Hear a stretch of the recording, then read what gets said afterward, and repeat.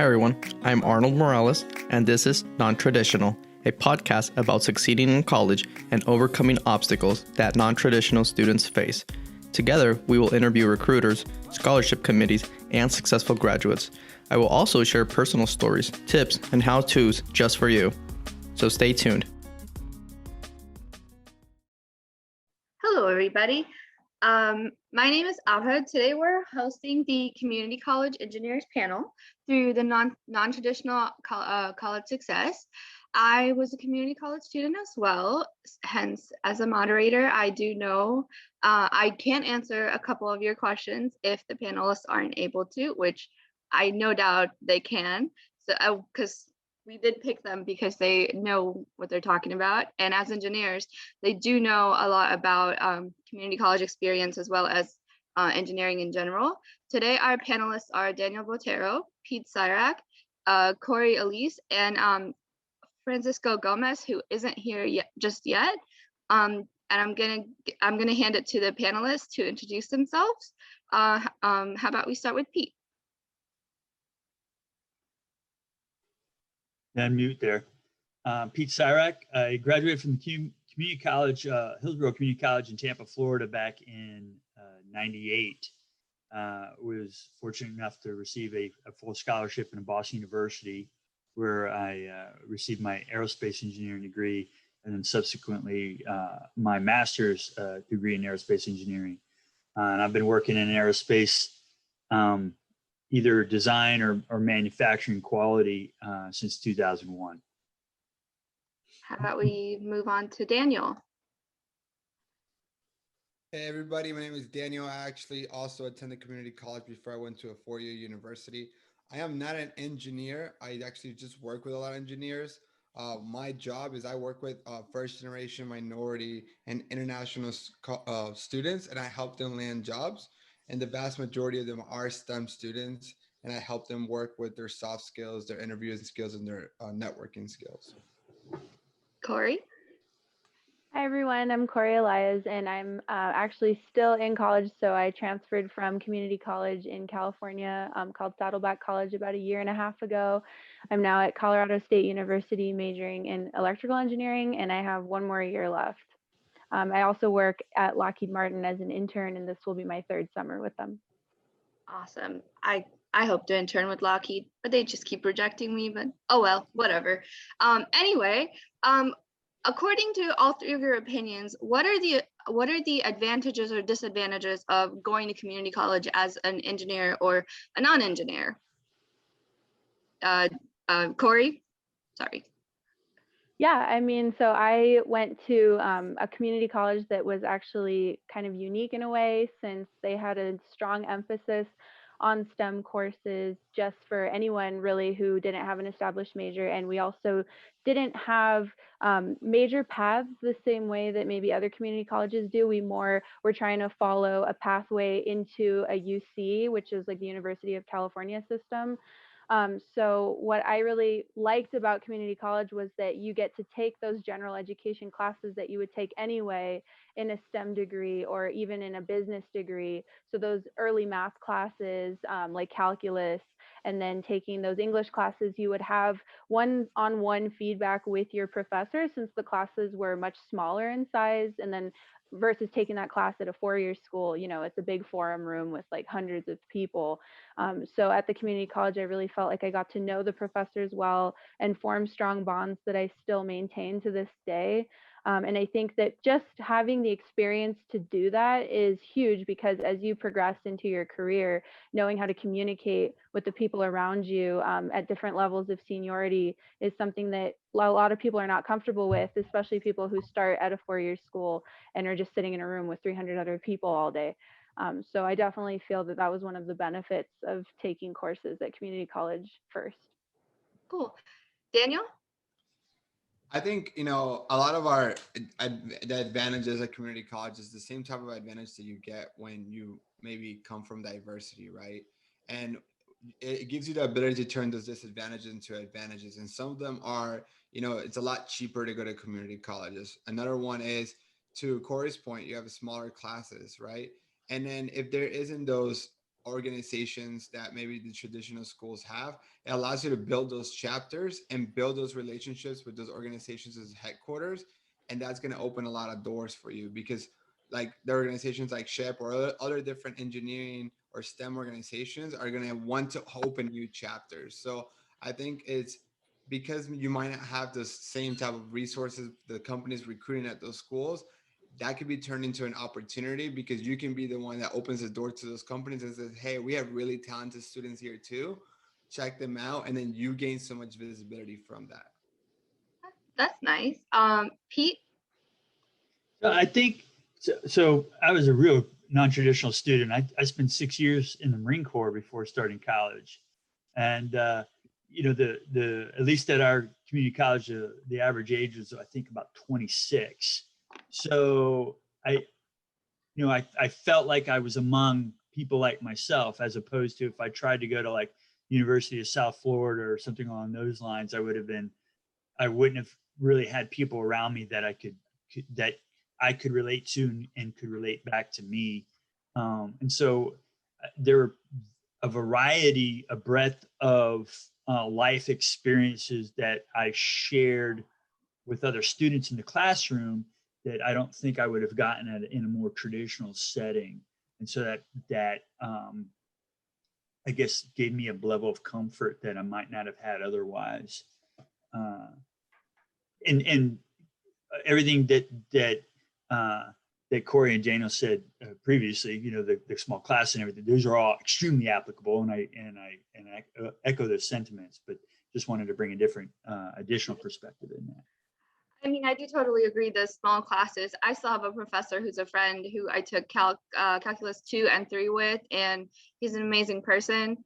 So I do agree with that. It does start up connections, which leads us to our next question. How, as a community college student, how did you three build professional networking as a community college, and what did you guys do to either go to Boston University or land an internship at Lockheed? Just what did you guys do that got you where you are, and how did those professional networks that you built in community college help you? Go ahead. I'll step in there. So when I was at HCC, when I first started there, they did not have an honors program yet. The honors program started my second semester. So I was one of the first honor students in that program. And I don't know, being the Marine, or being that I was, not just fresh out of high school or whatever, and was very much there with a very focused goal in mind. I was a kid right up in the front of the class, raising my hand, asking all the questions to the professors and so forth. So I jumped right into the honors program, and I founded their student organization, which is still active to this day. But so I just got involved with everything that my time resources could allow, and just took full advantage of all the resources and opportunities that the college had to offer, both in breadth and depth of my education. And that ended up, shining a light on my what I could bring to another school. And so BU saw that in my application. But in addition to that, the director of the honors program, due to my time and all the efforts that I had put into the honors program and in developing the student organization, as well as several other extracurricular activities, she called the university, and I guess she had some contacts up there, and was able to provide further insight into what I can bring to the school, and subsequently after graduation be as an active alumnus, which I am. So had I not had built that network or that relationship with the director, Dr. Lydia Daniel, then that opportunity door may have not opened for me. It may have opened it for me, but she might not have turned somebody on the other side of that door to look at me, if that makes sense. So it's definitely if all you do is go to school, go sit in the classroom, take notes, and go home, then you're not really getting the full college experience, right?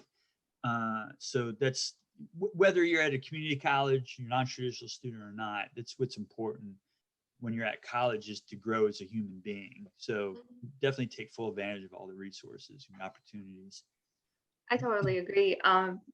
Opportunities do lead to open doors, and sometimes that could give a life-changing experience. Corey, what do you have to answer to that question? Yeah, I think that Pete definitely nailed it. I mean, that's exactly what I did as well. And I used to be a very introverted person. And then just kind of starting to figure out through talking to people, talking to professors, learning about resources that were available and opportunities that were available.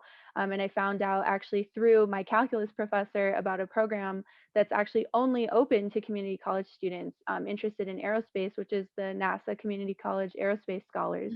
And that program is still going. And, I was like, I'm never going to get into something like that. I don't know how I could even possibly get into something like that. But I talked to her and I just said, how can I learn more about this? And I applied and I was accepted. And I actually got to go to a NASA center and participate as a leader in a competition.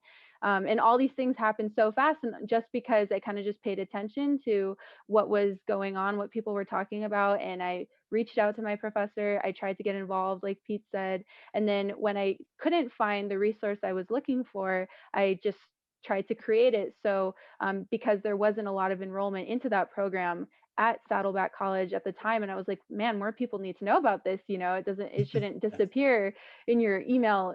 So I started a club with a professor and got a lot of interest from students. So we were able to kind of create like this pipeline of people who were getting prepared for this program and were going to this program. And then through doing that, that was the only experience I had on my resume when I submitted for Lockheed. And they saw the potential in me and the drive that I had, plus the recommendations, like Pete was saying, knowing people, making those connections, even at a community college, can have a huge impact on your life.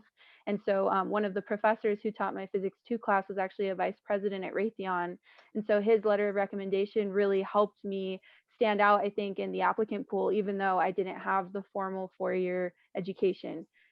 So yeah, definitely just going out there, and even if it feels really uncomfortable, just trying to discuss with others in class, just asking around, hey, have you heard something that I can participate in regards to space? Because that's something I'm interested in. There are people who know, and people are always kind of willing to talk about things they're passionate about, and you'll never know unless you ask. That is very true. If you don't ask, the answer is always no. I totally agree with that. But also, Daniel, how did your networking help? To be honest, I was more like the traditional college, community college student. I saw community college as an extension of high school. It's funny because the community college that I went to, we used to call it Kirkman High. Kirkman was the road that it was on, and What? yeah, and I was not the best high school student, and so my first 2 semesters of community college, I was taking remedial classes. I was taking classes to get my math and my reading to college level. And so when I finished community college, and then I went to 4-year university, the University of Central Florida, that's where I felt like I had to play catch up. And that's where the last 2 years of college is where I kind of made up all the ground that I didn't necessarily get involved in. But looking back at it, right? I think that there's so much more opportunity to take advantage of resources at a community college, because people in community college just want to help, but but most people don't take advantage of the help. They're just doing what I did, right? Go to class, leave, see you later, right? Like the assumption of, if I have a degree, I'll be fine. That's all I need is just a sheet of paper, and that's not enough, right? And so I think what Corey did and what Peter did is amazing, and I think that should be a great example for all the students here, and just know, like, the resources are there. Like, I've actually been in contact for a community college, Valencia Community College, so in Orlando, Florida, because they want me to sort of be part of the board of directors. It's a really long process, and because they want my insight as someone in community college, how do we promote those resources better? And I will tell you, there's a lot of scholarships that go on unclaimed. There's a lot of programs that just don't get enough applicants, and so you the worst thing you could do is go for it, like Corey did. Like, go for it. And I know Yeah. that it might feel like you're one of a million, but the reality is that you might be one of 10. And so you should definitely go for everything and let somebody else tells you no. And it's the same thing with applying for a job. Like, don't be intimidated. Oh, I can't apply for NASA. Like, NASA will never take me, or Lockheed will never take me. Like, let somebody else tell you no. If you don't apply, then you get a 100% rejection. Hmm. So Spot on, Daniel. Spot on, man. That's exactly right.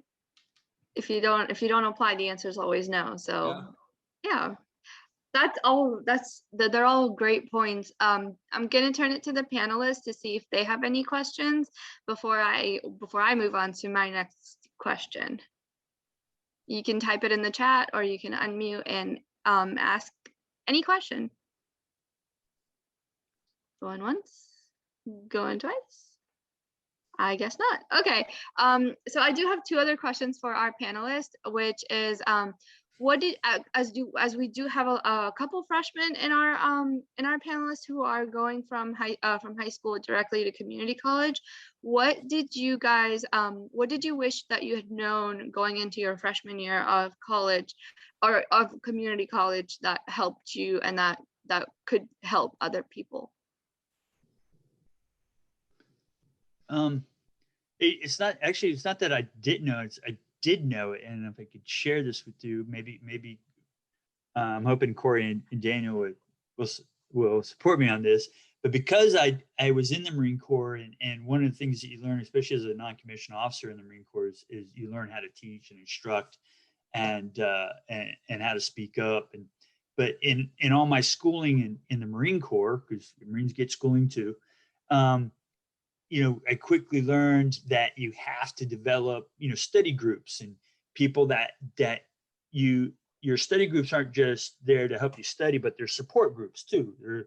They're the person you lean on when you're having a hard time or something.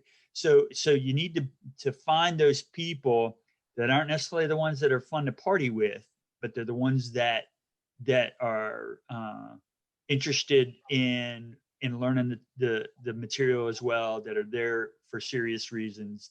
And it's not to say that you can't have a good work life, school life balance, but definitely make sure you locate and develop relationships with like-minded people that are serious about school, and develop those study groups and make sure that you're using them.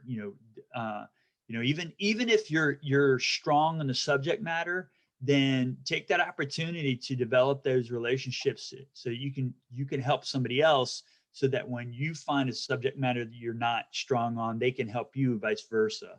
So it's really good to have those study groups. And I know that all through college, I had a cadre of just a handful of fellow students that we helped each other out. We studied together all the time, and that really pulled me through. And so because I mean, yeah, I'm a rocket scientist, but I went through it just grinding my teeth and just muscling through. There's some guys I went through it, they're gonna put us out of the solar system. They're that freaking smart. But and it was really easy for them, but I had to muscle through it, and it probably wouldn't have been successful if I didn't have that group of close, tight-knit friends. And when I say friends too, not just guys that went out and had a beer with after work, but that were serious about studying and obtaining that knowledge. Those are some couple there's some good points. Daniel, Yeah. what do you have to say? I think what I wish I knew as a freshman is actually want to turn this around to the audience and ask you this. If a high school student right now, right, asked you advice about how to, be successful in high school, right? If a freshman in high school asks you for advice how to be successful in high school, would you make 15 minutes to talk to them? And put a 1 in the chat if you would, and put a 2 in the chat if you would not, right? If a freshman in high school just reaches out to you and says, "Hey, David, saw that you had a really successful high school career. Can I just get 15 minutes of your time?" Right? I've never, like 99% of people who I ask that question to always say yes. Now, the question that I have for you, if you go to a senior in college, or if you go to someone who's been 2-3 years outside of their career, even 10 years outside their career, and you ask them for 15 minutes of your time, would they say yes? They probably, they will, right? And if they say no, it's not because they don't want to help you, it's because they don't have time, right?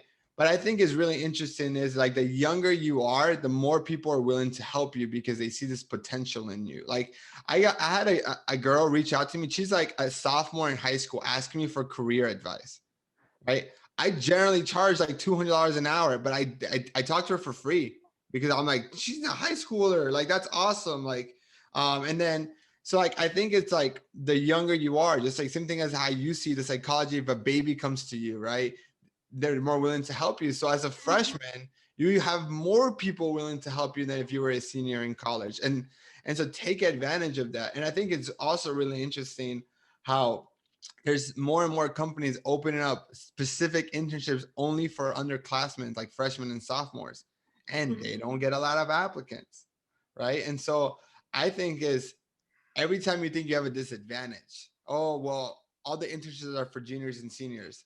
I promise you there's a way to turn that disadvantage into an advantage. And I think that's my challenge to all of you here is stop thinking about, well, what if, and stop adding limiting beliefs, but change your mindset and say, like, what's the advantage? What's the different angle to look at it and say, how can I actually turn this into an advantage?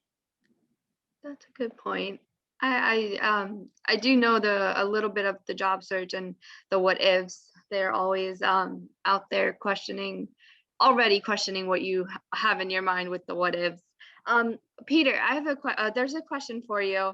It says, what would you say the strategies for networking in the past are they the same today, or are there some changes for it? Sorry, say, oh, I would say strategies for networking. Oh, interesting. I think, it's funny. I attend these networking sessions for engineering interns and that are put on here in the Tampa area. By this one company, and they advertise and market it as a networking session. And networking is really a philosophy, a culture. So if you're always building relationships, every time you have an opportunity to meet somebody, at a convention or in class, or you're at a volunteer session or something like that, even if it's not somebody that is involved in engineering or STEM, maybe they're an artist or something like that, always be the positive human being and develop those relationships. And if you're constantly doing that, and what you'll find over time, if you're doing that in both personal life and professional life, you'll have this group of people, even though you're not meeting with them all the time or something like that, that somehow, sometimes an opportunity pops up over this place, and you are able to connect them. They're looking for somebody, and you're able to connect them with somebody else, and they make a positive, productive contact. And then sometimes that happens to you. So, for example, this current role that I'm in, I'm a quality director at Seal Dynamics, and I've been doing this since 2016. It's great. I run the entire quality department at an aerospace company, and the job offer came to me not because I was looking for it. Literally, I wasn't even looking for a job. I was a quality manager over at another company, another aerospace company, and the VP at this facility cold called me, and he got my name through a person that I knew at the company and was involved with Bay Area Manufacturing Association. And so they had a connection through BAMA. I knew the guy through work, and he had since retired. The connection between us, but we all kept in contact. I with the once removed guy, and because of that, he got my name when he was looking for a quality director to call me up. It was a great opportunity, gave me an offer I couldn't refuse, and so I was able to move on. But my point being is that over time, I developed these relationships.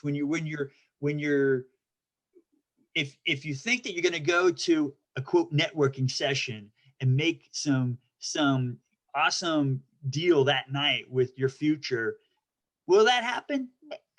Probably not. Is it possible? Yeah. But what you should do is just see these opportunities, these events, just like they are at any everyday class, or every day if you go and do, if you're doing part-time work or full-time work for that matter, uh, every opportunity to touch and embrace or connect with another human being in a positive manner, do it. Just do it. And remember those relationships. They'll see the value in you. You'll see the value in them if they're good people. And over time, you'll find out that those will become your network.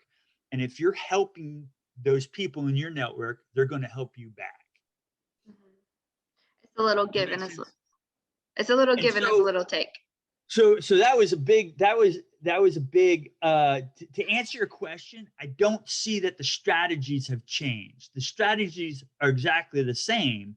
The environment may have changed. What you might talk about might have changed. Whether you're looking through or speaking through a mask or not might have changed, but the strategies have not changed. This one's from Arish, and it's for all of you. Because we are going to segue into the because we're changing our environment, which is we're going from face-to-face networking to virtual just for this year, thanks to COVID.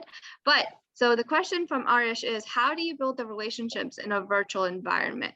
Would it still be the same? How do you message somebody that has absolutely no idea who you are, and the only thing that defines you is a LinkedIn profile? So how do you make those virtual connections? Corey? Yeah, I mean, I think have an insight to this because my second internship last summer was virtual, because that was when COVID started.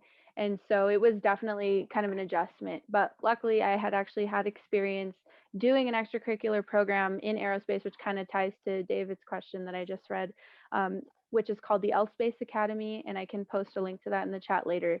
But actually having done previous extracurriculars, which are kind of like this, where, you would come on a Zoom room and you would just try to learn something for free and get involved in your own way, really prepared me to be able to kind of express myself and still kind of be maybe, somebody who shined more than other people that just kind of sit there with their cameras off when you could be, engaging and like really participating in something.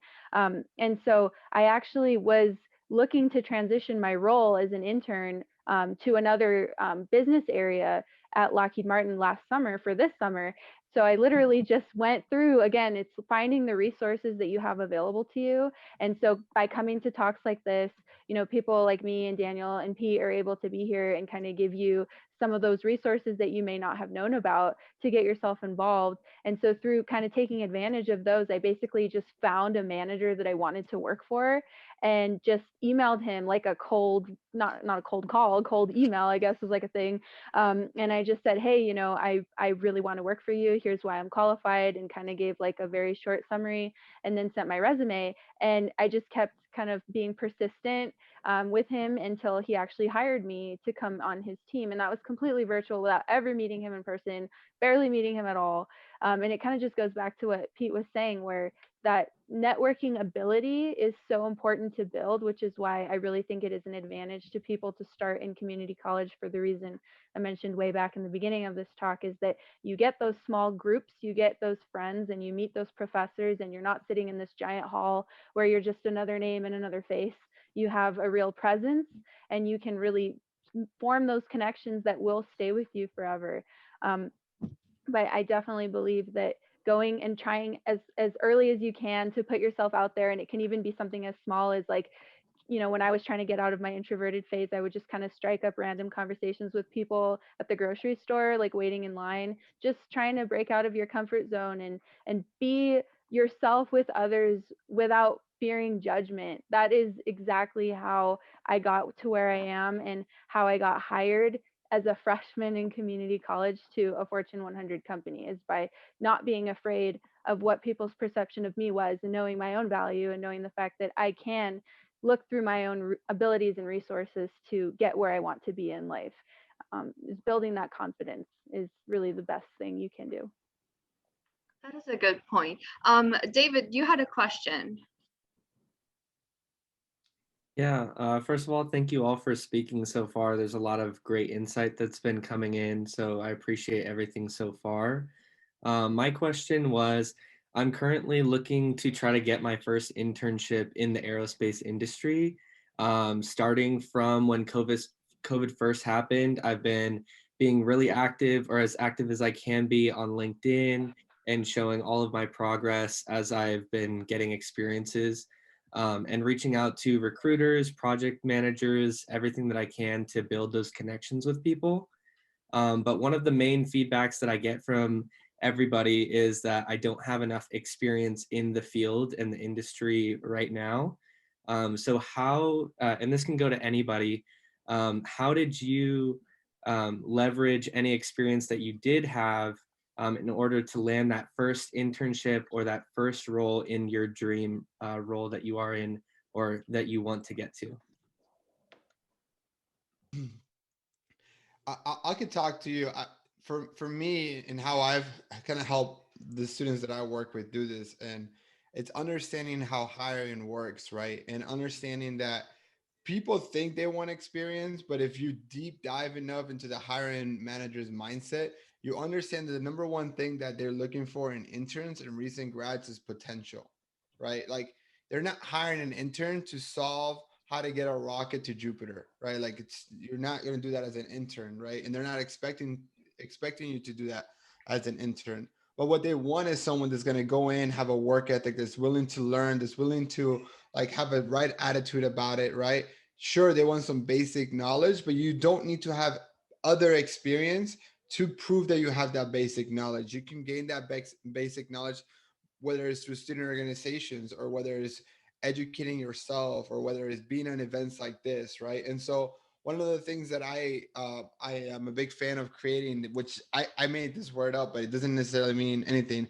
It's a potential proof document, right? If I know that the number one thing I need to prove is potential, and if I could prove that I have the potential, then I'm the one that gets the job. Then why do I need to communicate that just in a sheet of paper that talks about my past, which is what a resume is? And if you don't have a lot of past experience, then your resume is your worst enemy. And so what I like to create is a document that just proves your potential, which is called a potential proof document. And and that can look many different ways depending on the role that you're looking for. So maybe if you're applying for an internship where you're going to help maybe design stuff, maybe you show examples of the designs that you've done, right? Or if you're applying for, I give you an example that I'm working with a student now. She wants to be a data scientist for Walmart, right? And her job is essentially looking at data and helping Walmart's customers decide what new products to develop, right? And so I said, why don't you try to find a product that Walmart is currently not selling, that Amazon is selling? And why don't you show a case study of why it makes sense to do so? So why don't you do the job that you're going to get hired to do and show them that you can actually do the job, even if you've never done this in your life and don't have past experience, right? And so that's the kind of thing that I would be wanting to do. Like if Peter is a hiring manager, right, and he's looking for an intern, I would be trying to ask, hey, Peter, like, what is it that you would love to do, but you just don't have an extra 20 hours a week to do that you can delegate, right? And then maybe you create your own internship. So I talked about doing that. I think there's so much possibilities out there. Yeah, I I'd can like. talk this. I Oh, can talk this one for a while. Why don't you go at it first, Corey? okay, yeah, no, I just wanted to tag on to that as well, because as I mentioned earlier, when I applied for my internship, I literally did not really have any experience besides the NCAS program, which is becoming more and more common as it's gone on for almost 10 years now. But really, it really comes off of what Daniel was saying, and I never thought about it, calling it like a potential approved document before, but it's kind of like that, where I tried to structure my resume in a way that it did highlight who I was as a person, not just, you know, the formal, like I've worked at this company for X years, because I didn't have that. I hadn't even worked in like retail or anything. I had literally no work experience at all. All I had was stuff that I had participated in outside of what was required of me, and showed that, you know, I took leadership roles, for example, in a computer science class where we had to do a Scrum managed software development project. And I said, you know, I don't want to just be on this team of 10 people. I want to lead this team of 10 people. And this is, you know, a mandatory project, but I kind of took the initiative to go and take a leadership role. And that's an experience that you can still talk about, that shows, hey, this guy is really willing to put himself out there, take that leadership role in something that he didn't have to do. Anytime you can show on your resume sometime that you've put yourself in a position that was not required of you, I think just like Daniel was saying, where, you know, you want a certain job, and so you'll go out there and just do it to prove that you can. It shows that you have the extra step. And when you actually do get to the interview with these companies, you'll see that most of them are actually more interested in your behavior than your technical understanding. So when you're sitting there for an hour being interviewed, they're not really asking you like, you know, what is the equations for saturation for a transistor or something. They're not going to ask you that. They're going to ask you, who are you as a person? How have you struggled in life? How have you overcome your challenges? How have you put yourself out there to be different from your peers? And why should we hire you for this job? And so giving the hiring manager who's looking at your resume the opportunity to see that before even having to come talk to you will absolutely put you at the top of the stack.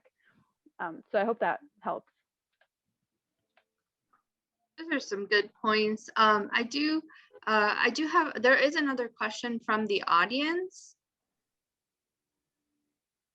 which they can unmute and ask. Hi, yeah, Arash over here. So yeah, my question was more regarding the side of like when we're networking, what would be like the best way to find a mentor? Like say if you're in a company, or you look at, if you're a freshman or a sophomore, you look at the upperclassmen, what would be the best way to approach someone to have like a mentorship relationship? I think it's about finding commonality, right? It's finding the people that have done a goal that you want to do. Like by far, the easiest way to reach any goal is to learn from someone who's done it before, right? And that's essentially what a mentor would do. Now, how do you find them? First, you need to have clarity on what your goals are and have clarity of what you're looking to learn from your mentors, right? I think and then also note that in order for it to be a long-term relationship, it needs to be mutual beneficial. So also don't always think like, hey, what I look for in a mentor, but also think, what can I provide to the mentor to add value to them? And then once you do find them, use commonality. Generally might be, hey, you're both interested about maybe aerospace. So then there's some level of commonality in there to start the conversation. And what's really important is this: when someone who's done the goal that you want to accomplish gives you advice, what they care most about anything is that you execute that advice. That they feel like the advice you gave, that you received, didn't just go one ear and out the other. And when you execute that advice and you follow up with them, you let them know, regardless of the outcome, hey, it did well, or here's what I encounter, they're now more bought into you. And so it's like a snowball effect. So the more they give you advice, you execute, you let them know how it goes. They give you advice, you execute. And the more you do that circle, the more they're going to be invested with you. And at one point, you're going to be like, man, I can't even get 15 minutes from this person. But the more you do that, they're willing to spend a whole week with you, right? Because they're so invested in you. And when you win, they win. And when you lose, they feel that loss. And when you celebrate, they celebrate with you. Spot on, man. Well said. I think that also goes back to my whole stuff about networking too, because what you'll find as you network, you're developing those relationships. You're going to find that some of those relationships are mentors, or people that you want to mentor you. And don't think of it as a mentor. You're going to have several mentors as you develop those relationships. And each one of those mentors is going to have strengths and weaknesses, and you pull from the strengths of all of those, right? And that's what's going to really help you out. And Abba, if it's okay, I'd really like to go back to David's question regarding just internships and stuff like that. And I think that if that's okay. Yeah, go ahead. So it's important, one, to understand what you're studying, for one. So for example, because I know aerospace, it's essentially what the study of the forces acting on objects moving through fluids or through space, or the study of those objects acting on forces or whatever, right?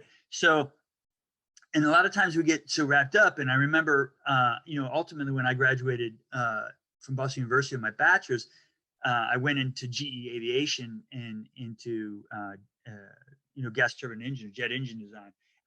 It was funny because like 3 years before, I never even thought or heard of GE Aviation. Because all I thought of aerospace was, fighter jets and space shuttles and rockets. And then, I've come to find out that wow, guitar strings move through space. Submarines move through fluids. There's so understand what you're studying and how it's applied.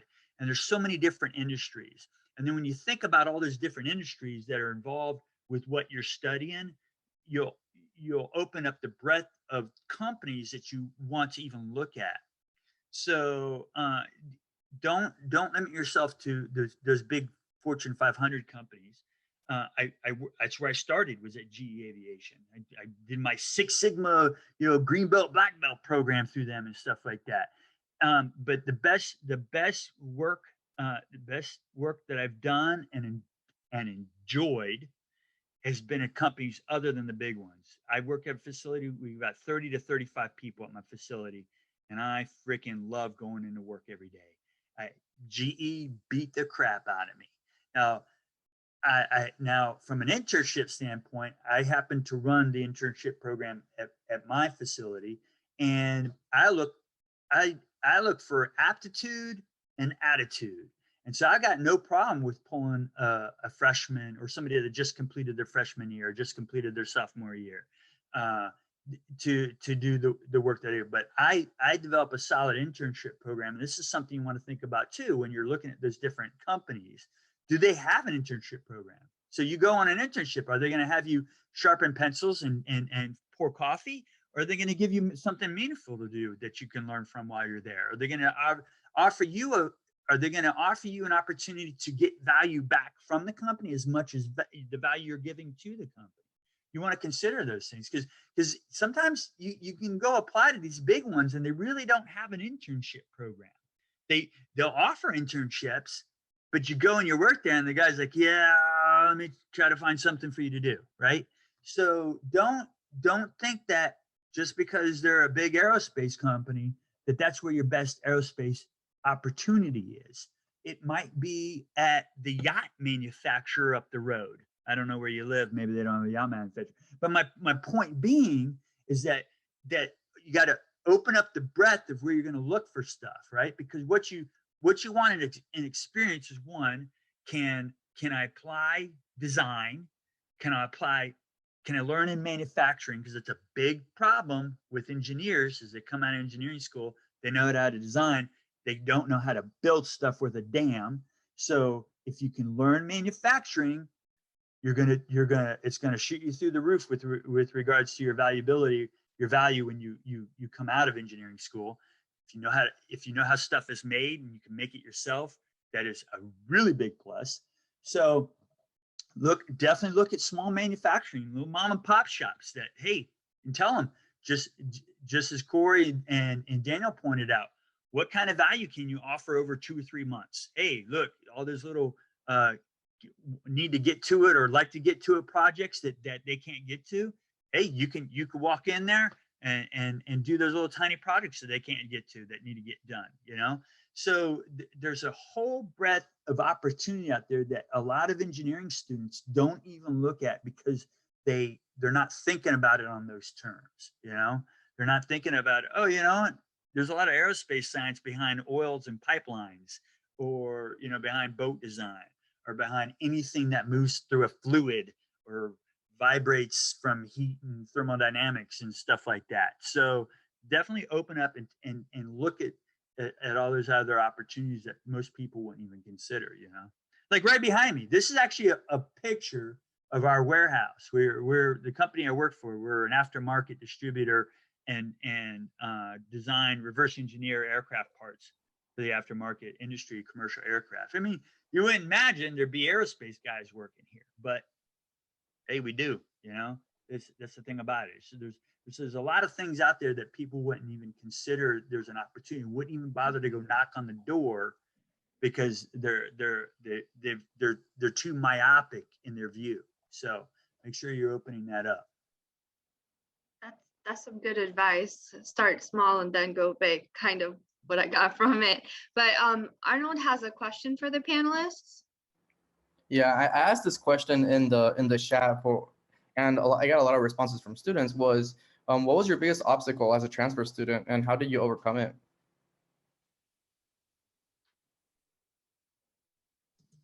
For me was, you know, went into an aero program at BU that only had 20 students in it, and they already had 2 years to develop all those relationships. So I jumped in. Well, I'm sorry, I transferred as a sophomore, so they had their whole freshman year, and they already had their tight little groups and stuff like that.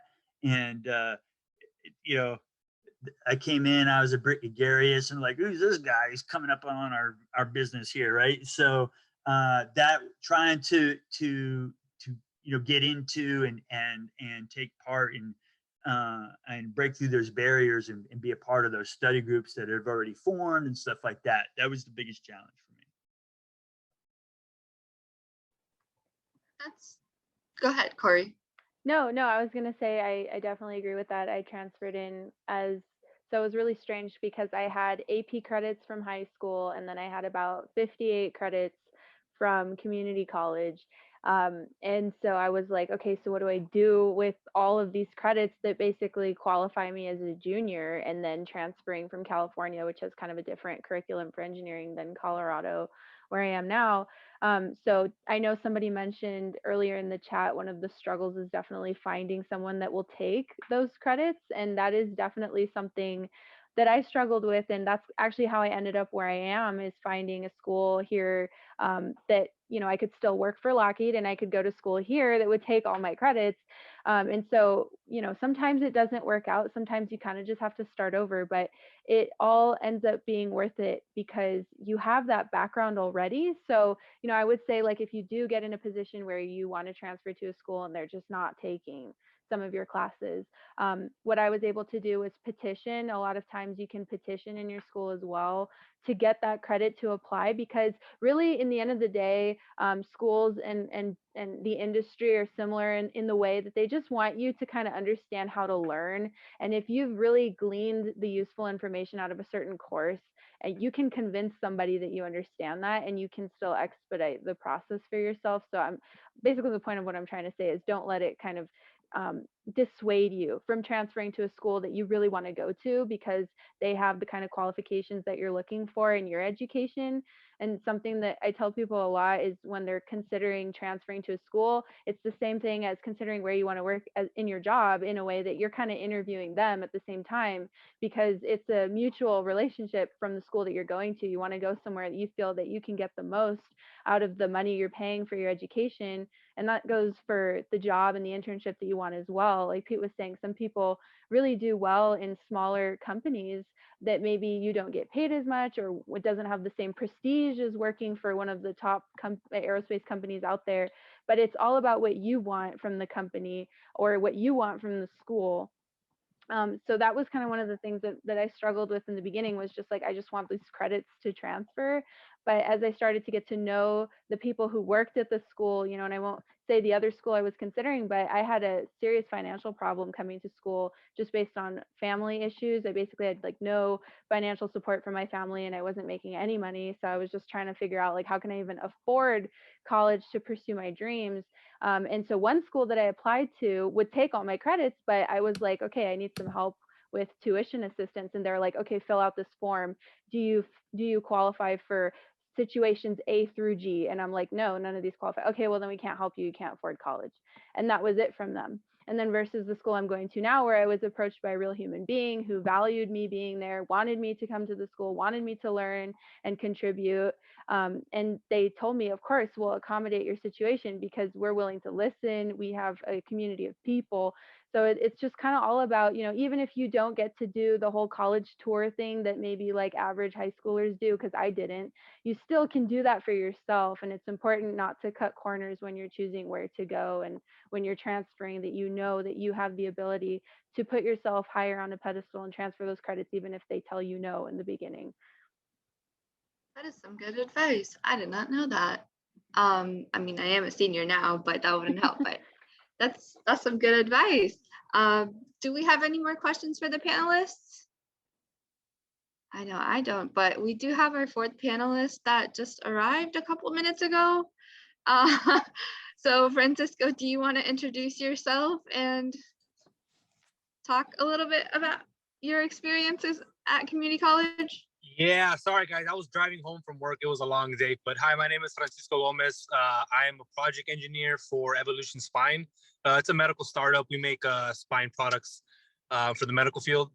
So I actually just transitioned into that from defense, and I find it interesting how a lot of you are talking about, you know, your dream being in aerospace, and I'm sorry, the other gentleman, he was talking about, you know, starting in GE and kind of not really, you know, liking it all that much until he went to the smaller company. So that's exactly my situation, where I went to that smaller company and that startup because I was at a bigger company.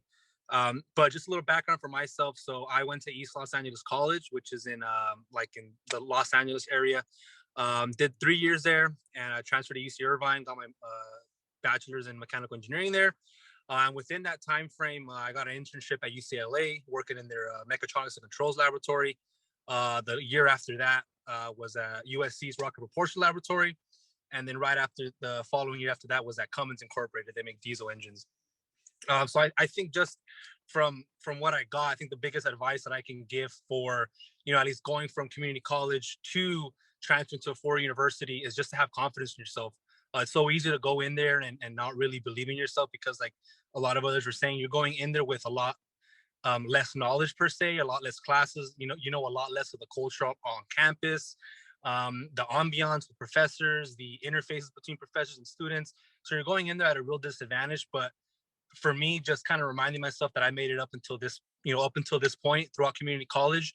I think that's something that really pushed me throughout the whole thing, because it's easy to kind of just doubt yourself throughout the whole process. But just networking and finding those right group of people, and I really believe in the saying, birds of a feather flock together. So if you hang around people that aren't studying, most likely you're not going to study. So just finding that right group of friends to be around, surround yourself with, that have the same ambitions as you, is going to make your time at the university that much better, and also propel you to your future. So I think besides that, if anybody else has any questions, you know, specifics about myself, feel free to ask. Well, we are close to time, and I was wondering if there was any final thoughts, either from the panelists or the people or the attendees. Also, I would like to take a picture. So if you would all turn your cameras, if you want to be in the picture, and fix your hair as Arnold's doing, I would totally appreciate it. I love it, Pete. It's usually like this delay between people turning on their cameras, and that's always, I think, that they're getting ready. So right when I'm about to take the picture, everybody starts popping on. So get ready quick. I was like, oops, I got to put some clothes on. I have to put pants.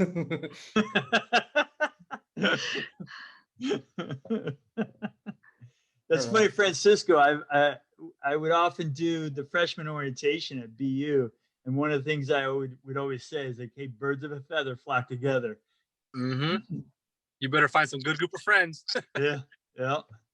True. If you look around yourself and you're like, "Hey, my friends are a bunch of a-holes," that probably means you're an a-hole, right? Yep. What's that saying? I can tell who you are by your friends, right? Mm-hmm. All right. Seems like that's all we're gonna get. So Yeah. I'll let you take a screenshot and I'll take a screenshot too, just in case. Okay. All right, 1, 2, 3. Okay. I think we're good. Okay. I think we're good. Yes, we're good. And you said some really insightful stuff, man. Good job. It's been hard for me to be sitting on the side on this topic because I love community college and I have so much to say, but I'm like, I'm not on the panel, I'm not the moderator. Arnold, just shut up. Yeah. And Corey, Oh, good. Arnold when filled are in you for when are you Francisco. graduating, Corey?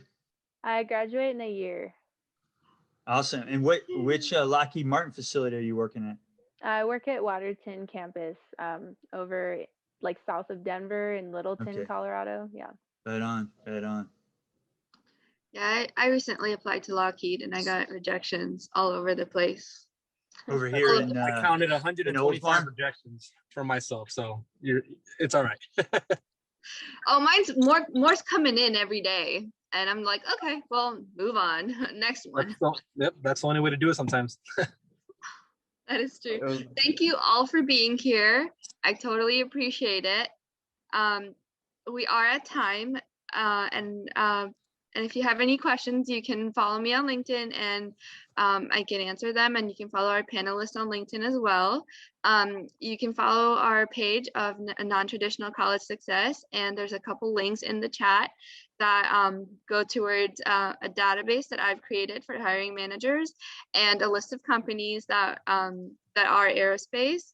And have a good night, everybody. Thank you for being here. Thank you so much. Yeah. Bye-bye.